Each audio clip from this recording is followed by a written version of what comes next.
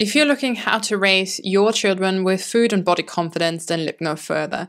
Even if you don't have children, then you might want to stay tuned, because in this episode, I'm talking to fellow dietitian Louise Pollard about how to raise kids with food and body confidence, how to make your home a safe space for body confidence, for body acceptance, in order to raise the next generation of intuitive eaters. Welcome to Body Acceptance, your podcast for trauma-informed yoga, intuitive eating, and self-love. I'm your host, Doris, and I will hand it over to Louise and myself for this interview. Thank you for listening and enjoy. Louise, I'm so happy that you're here and that we're going to have this podcast together. But before we start, would you like to introduce yourself to the listeners? Yes, thanks, Doris. I'm delighted to be here. Thank you so much for the invitation to be on your show. So I'm Louise Pollard. I am an accredited practicing dietitian and a certified intuitive eating counsellor with experience in kids nutrition in Australia, in the UK, and most recently in Switzerland. I've been living in Switzerland for about 24 years now after marrying my Swiss husband. I've lived for about 8 years in Geneva, and during that time I took a break away from nutrition and dietetics, worked as a clinical research associate in a clinical research organisation. In 2009, we moved up to the Basel area, which we've now made home. And I was a lecturer at the University of Applied Sciences in Bern in the Nutrition and Dietetic Department for about 10 years, before finally fulfilling a long-held dream of mine, and that was to open my own private practice, which I did in 2021. And my practice is dedicated to helping women who are tired of dieting and looking for an alternative approach to health, find food freedom, and also to parents who are who want to raise kids who are food and body confident. Amazing. Twinsies. I also opened in started my practice in 2021. The COVID years, as we know them now, right? Absolutely. Very challenging times with the pandemic and so on. So, yeah. Yeah, but great for online businesses at least. Absolutely, yes. To start them. So you mentioned a food freedom approach, or sort of a different approach. How did you start working in that area? Sort of how did you find intuitive eating and this sort of weight neutral way of teaching or coaching people? Yeah, so that's a great question, Doris. And there is no short answer to this. I think a lot of people can resonate with that who come to end up using the intuitive eating and a weight inclusive approach. I only came across it about 6 years ago, and it was during the time between leaving my teaching position at the university in Bern and opening my practice. So I was actually laying all the groundwork for my practice, and I was thinking about what it was that I really wanted to offer to people in my practice. And I literally stumbled across the intuitive eating approach by Evelyn Triboli and Elise Resch. And it really resonated with me both from a personal and professional perspective. One of the things that I remembered when I started reading about the principle on satisfaction, for example, was shortly after arriving in Switzerland, looking for low-fat yogurts on the supermarket shelf and finding it really hard to find them. And this was really strange for me, coming from Australia and also having worked in the UK, where at the time it was low-fat yogurts on the supermarket shelf were the norm. I also noticed my husband was only eating regular yogurts. Also, his family were only eating regular yogurt. So I started eating these regular yogurts, whereas in the past I'd been trained in the low-fat diet. I was eating and consuming low-fat yogurts. And when I started eating the regular yogurts, I noticed I had a bit of an aha moment. I noticed, one, they tasted so much better. Two, they left me feeling full. They kept me going longer than the low-fat yogurts had ever done, which when I ate them after an hour, I was hungry again. And they were just so much more satisfying. And so when I read about the principle on satisfaction, this memory really came back to me. And that was one thing. Another thing was that during the early years of when I was working as a dietitian in Australia and the UK, of course, I noticed that it was very difficult for people to lose weight and maintain that weight loss. Like every other dietitian at that time, I was trained in the weight-centric approach. I was trained to counsel people on weight loss. And I noticed that it wasn't something that was sustainable for people. It's also one of the reasons why I took some time out from dietetics when I lived in Geneva and worked as a clinical research associate. So there was that. And then, so in the year before I opened my practice, in addition to learning about intuitive eating and doing my certification with Evelyn Triboli, I also did some further reading about the weight inclusive approach. And what really clinched it for me was, in addition to the intuitive eating approach and how much it makes sense, was reading about the harm that the weight-centric approach does to everybody.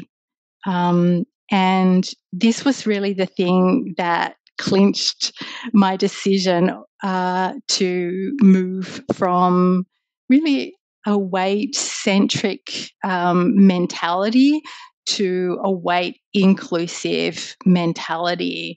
As you know, Doris, as health professionals, we're required, we're asked, we're ethically required to do no harm. And so this was the thing that really clinched it for me. I don't know how, maybe that was the same for you. I don't know.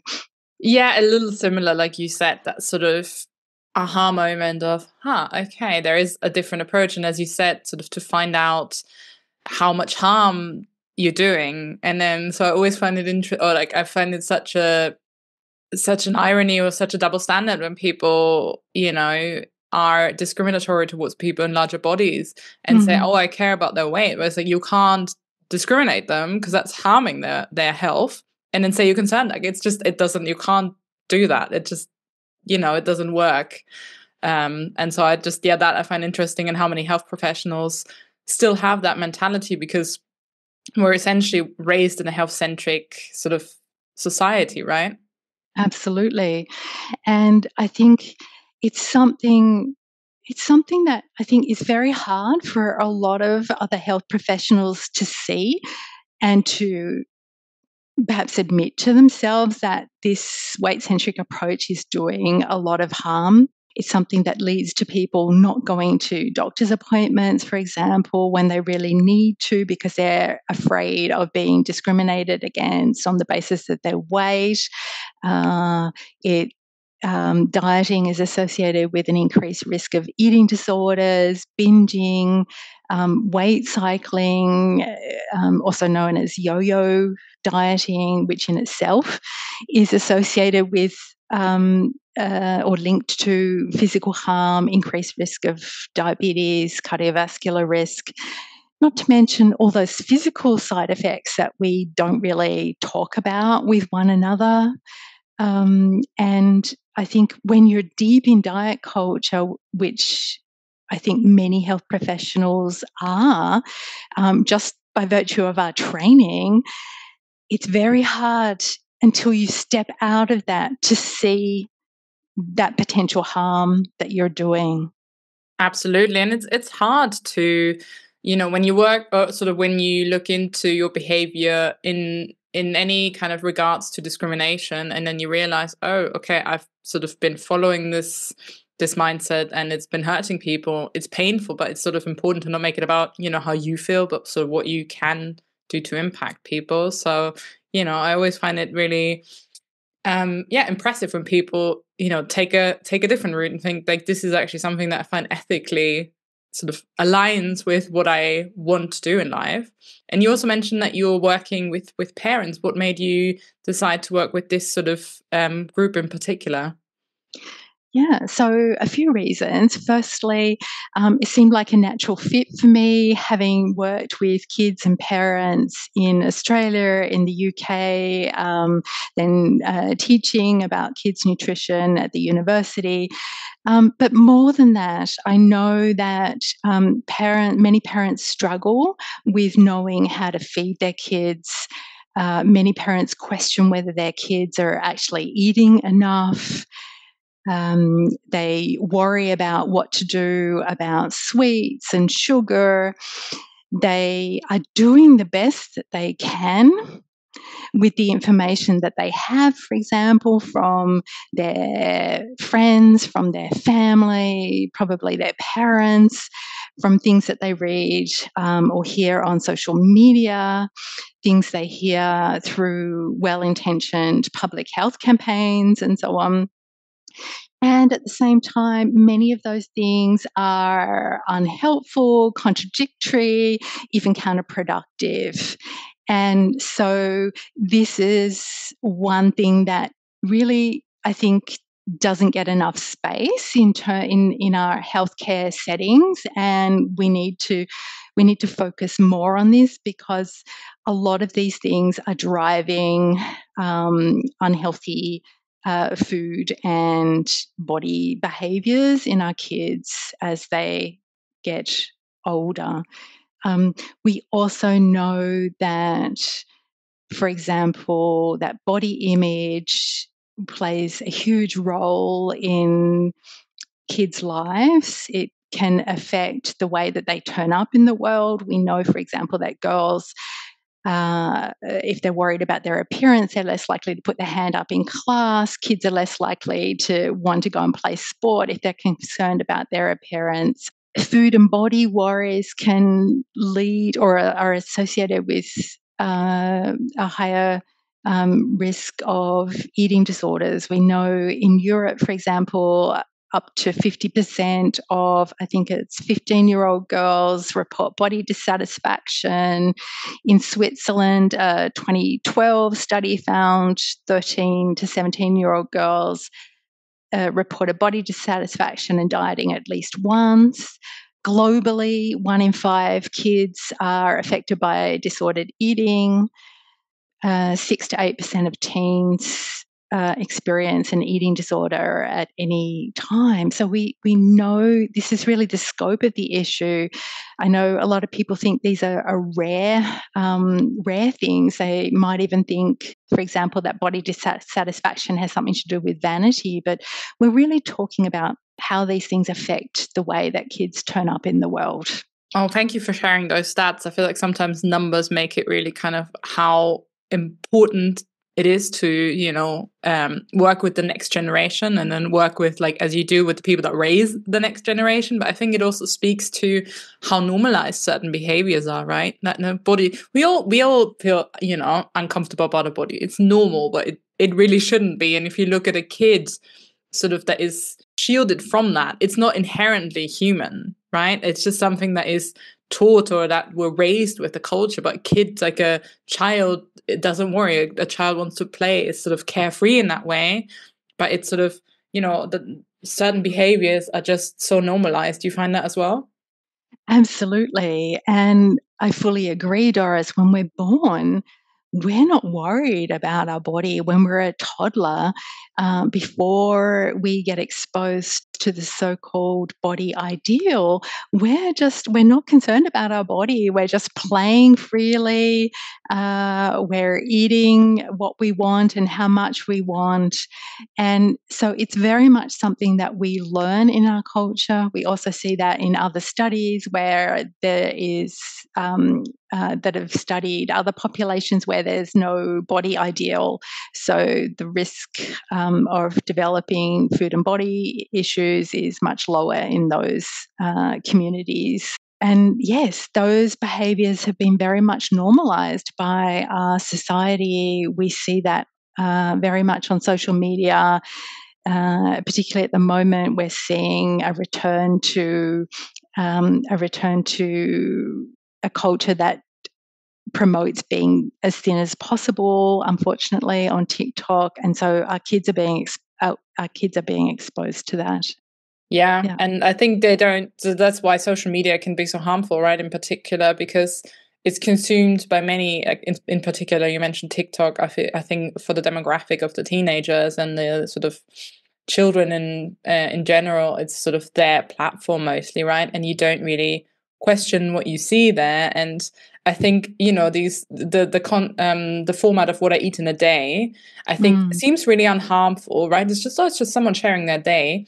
But what people don't understand is what it does also subconsciously, right? So you see portions, and then they often is framed by whatever weight loss or to have a slow tummy and whatever, which we all know isn't factually incorrect. But you don't have, as a teenager, when you're quite more on the emotional part, right? You don't really question or think, well, this person is not trained in that field. What you see is someone maybe that you aspire to be or that you want to look like, and then it might end up that you then follow that to what I eat in a day in terms of your eating schedule, right? Absolutely. And it really, these kind of what I eat in a day messages are suggesting to young people that if they eat like this person, they can have a body like that like the person they're following. And we know as professionals that isn't the case. They're also in most cases promoting what is, for all intents and purposes, disordered eating. Yeah, and I think you also, when it comes to social media, you don't really, your critical thinking is like, I mean, we have it, right? Even when we use social media, we're like, okay, this is only this is a small part of the world. I know that when I look outside my window, I see a whole different sort of kind of people. And I don't know how it is in Switzerland, but sort of the average woman in Germany wears the clothing size 42, 44. And that's not the people that I see on TikTok a lot of the times. But I think then subconsciously you see this body, a certain body image. And as you said, we're kind of shifting, right? Maybe we had a bit of the quote unquote body positivity. We had the era. So we're going back to more sort of the 90s fad diet kind of vibe with Ozempic and everything. But it's not, when I see this, my brain sort of registers that this is the norm. This is what a body looks like. This is what a body in workout clothes looks like. This is what a body eating so-and-so looks like, right? And this then sort of programs you to think, well, this is the norm because that's what I see all the time. But you're just seeing this tiny little fraction of what people also want you to see, right? And also like a very small fraction of the world's population. Absolutely. And I think that's why it's so especially dangerous for kids, teens, young people, because they do fall into that trap of believing that this is what a so-called normal body looks like when they're consistently exposed to these kinds of messages. And as we know, the algorithms on these social media platforms, when you follow someone who's promoting this message, it'll keep sending you or suggesting you follow more and more people who promote the same kind of messages. Oh yeah, absolutely.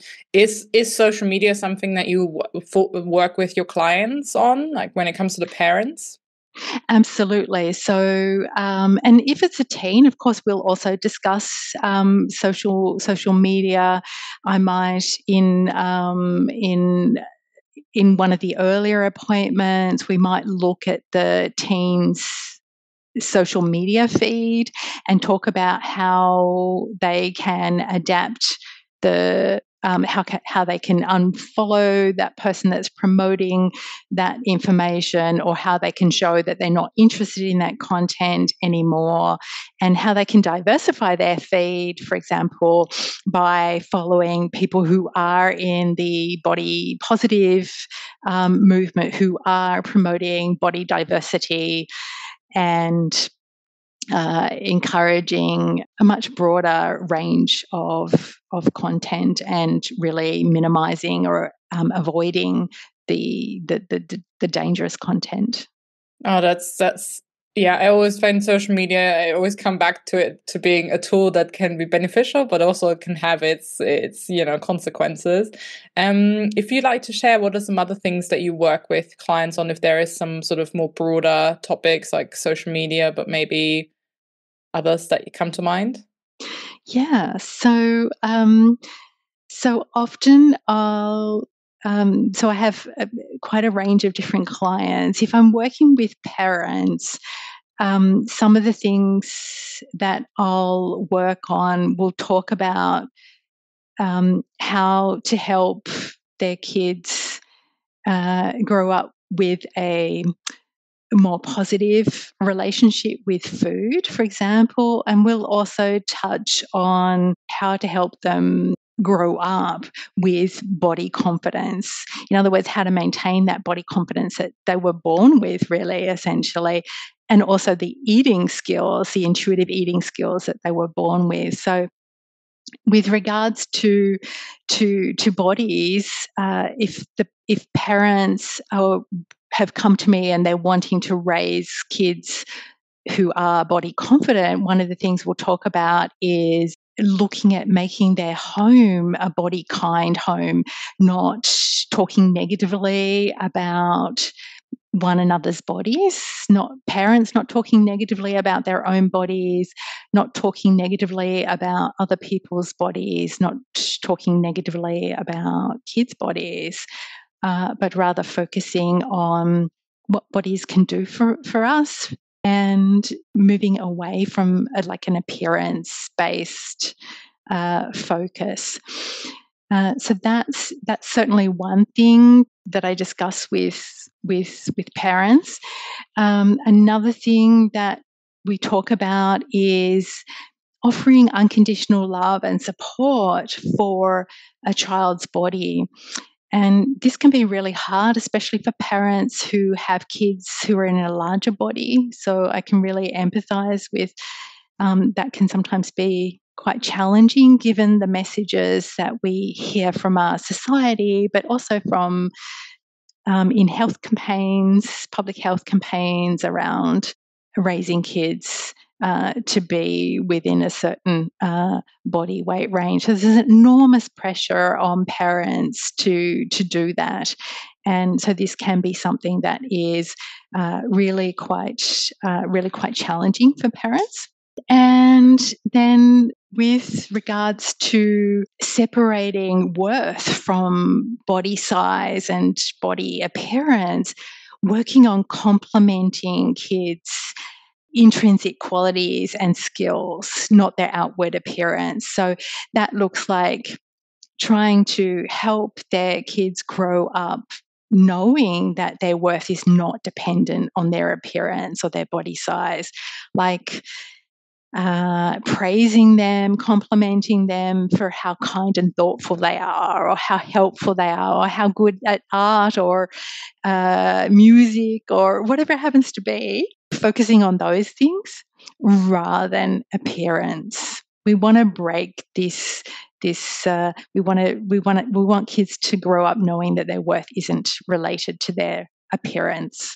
When it comes to food, I think one of the most important things that parents can do is learn about the division of responsibility, which is a concept or an approach developed by the Ellen Satter Institute, and I know that you're aware of it, Doris.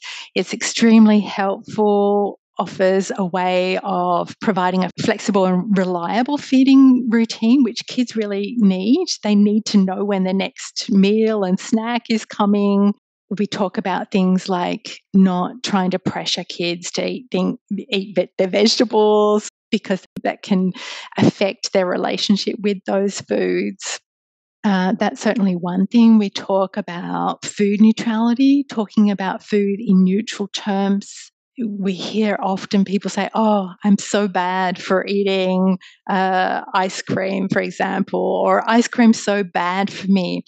In our society, it's really, really common to link food with morality, and we really need to move away from that. Uh, we talk about foods being good and bad. And the problem with this for kids is they think really literally. So when they hear someone like mom or dad say, "I'm really bad for eating, I was bad, I had some ice cream," when they then go to eat ice cream, they start to feel bad and start to feel guilty about eating the ice cream. And so that can affect their relationship with the ice cream or whatever food it happens to be. So we talk a lot about using neutral language, calling a food what it is. So ice cream would be ice cream, biscuits would be biscuits, crisps would be crisps. Not bad, not junk, not unhealthy. And by the same token, we talk about broccoli being broccoli and not a quote unquote superfood. And so that is something that I think people can start with really almost immediately. Sure, it's hard to get out of that habit when you're used to doing it, but it is something that you can start practicing almost immediately. And then a third thing in terms of the food is not making any foods off limits. There's, of course, one thing I need to add here, and that is that if a child has a medical reason why they need to avoid a certain food, like food allergy, of course, they'll need to avoid that food or those foods. But for a child that doesn't have a medical concern of that respect, it's really important that they learn that they have opportunities to self-regulate their intake of certain foods like sweets, for example, that they learn to eat what they need. That word self-regulate, I think it sounds a bit diety, but we're really talking about an amount that feels right for that child, and it might actually be an amount that as adults we might not, it might be more than what we feel comfortable with. And I think that speaks to the importance of healing our own relationship with food and body when that happens. So those are just some of the things that I talk about with parents. Wow, thank you. That's so many important parts that I'm sure many people can already implement, even whether you have a child or not, right? I mean, they have benefits to all of us. And I think just also understanding that food isn't that powerful. Like, food can't make you morally bad. I think it's just, but we put food on this pedestal of, going to change my life and whatnot. And it's really not that powerful when you think about it, but it's that kind of culture that we grew up in, right? And so when you were sharing all the kind of topics that you discussed with your clients, the thing that kind of jumped out at me was that probably a lot of parents have to rethink their own relationship with food, right? And kind of the concept of relationship, both parent and child, but also parent to food and therefore child to food, right? And then also the role model, because I imagine it only goes as far as I can maybe pretend that this is what I do. But I mean, children, they pick up on things when they're not really authentic. So you also work a lot with the parents sort of on their own relationship with food? Absolutely. And that forms often, when the parents are open to it, forms a big, big part of the work, because that working on our own relationship with food and body really leads to, or it informs the way that we approach feeding kids, the way that we approach talking about bodies with kids. So, yes, this is one of the most important things that parents and really anyone else who is an important figure in kids' lives, like grandparents, like teachers, daycare workers, sport coaches, this is one way that they can really help kids in the next generation grow up to have more food, to have more confidence about their body and about their food choices. So yes, absolutely something that I do discuss with parents, and that's something that we could probably talk about in a whole podcast in itself. Amazing. Is there one or something that you tell parents that are worried about, the classic? I'm sure it's something that I bring up a lot when I talk about parents, is that, oh, my kid only eats pasta without anything, no sauce. My kid doesn't eat vegetables. What do you have kind of one approach that, if I was a parent, what you'd maybe say to me in that situation? Yeah. So I guess one of the first things I would do is look at how a parent's child is growing to make sure that they're growing in the way that we would expect them to grow. So that would look like looking at their growth trajectory from birth, which growth curve they're following, and we would expect that their weight and height would follow roughly, continue to follow those growth trajectories, and that I wouldn't see like a fall off of weight or the child not growing in height. So that would be one of the first things I would check. And that is something that I think can be very reassuring for parents when they see, oh, my child is still growing okay. So I think that's really enormously reassuring for a lot of parents. Secondly, it's really normal, particularly in the toddler age, for kids to refuse foods like vegetables. We know that kids have their sense of taste is so much stronger than ours as adults. And sometimes these foods just don't taste good to them. It also depends on how we cook them too, other things. But I think that knowing that this can be, I want to emphasize the can be a stage that a lot of kids actually go through where they reject the vegetables, and just reassuring parents to keep on offering those foods that they may have rejected. So far, we know that often it takes many, many, many times before a kid will accept a food. They need to learn about food. They need to see a food. They need to touch a food. They need to smell a food. They need to go through all these kind of processes before they actually end up putting the food in their mouths. I would also probably look with them to see about how many foods they are actually eating. And one of the reasons I would do that is because we know about ARFID, avoidant restrictive food intake disorder. So I would be like looking for other signs that a child might be potentially affected by that. So those are some of the things that I would look at with parents. Amazing. I think reassuring parents they just want the best, right? And they're just so worried. And as you said in the beginning, right, everything they hear in social media, it's just fear mongering a lot, right? And it's just essentially not helpful. And I think to have that reassurance, and then also, as you said, to check what other vegetables they eat, because in my experience, kids prefer more fresh vegetables and maybe the crunchy things. And maybe you have a child that really likes, like when I think of one of my nieces, she really likes sort of lettuce and that kind of these crunchy things, but it's not really big on, cooked veggies. But that's, you still have foods that you can choose from, and, find veggies that she likes. And that's kind of, and like you said, offer them, but, have this kind of as a backup as well.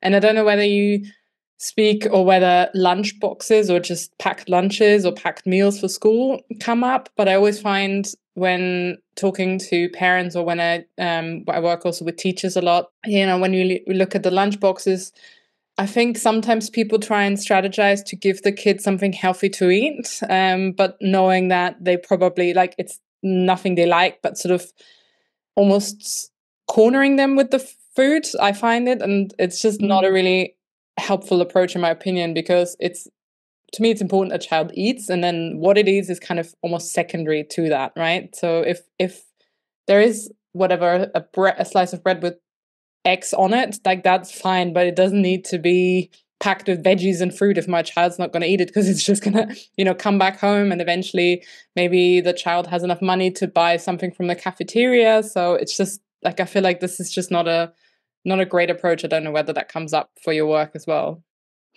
Yeah, so I think it depends on the age of the child, of course, whether they're going to daycare or whether they're at school, in primary school or at high school. So it really, really depends. In Switzerland, a lot of kids or some kids might go home for lunch, or they might go to someone's place where a cooked lunch is offered.